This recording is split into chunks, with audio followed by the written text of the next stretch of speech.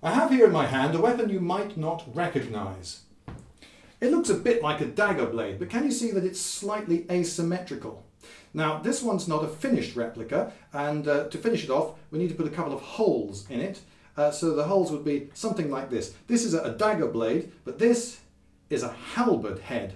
Now, it's not the halberd that you might be familiar with from the late medieval period and early Renaissance, but nonetheless that's the word that archaeologists have chosen to use it. They tend not to like coining new terms and so confusingly borrow other terms from other weapons, and anyway, it's a halberd head. So, we have reason to believe from cave paintings and rock carvings and so forth that these were mounted on the end of a piece of wood sideways. So you end up with a sort of pecking action. So you've got a haft that's, we don't know how long, but some cave painting show them as really, really, really long, but others suppose that perhaps 4 foot is a reasonable estimate for how long the haft of one of these would be.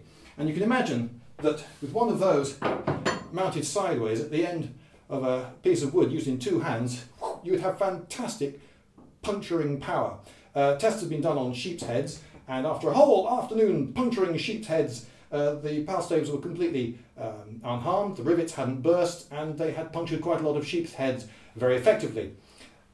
Pictures show the hand end of the haft with a sort of knob on it. It looks like just a widening of the wood. So there's possibly a second thing you can do there. If it's reasonably long, you can use it in the quarterstaffy way and have something to bop your opponents with, and then you could swap to 2 hands on the end and then go back to your pecking action. So there you go, the Bronze Age halberd.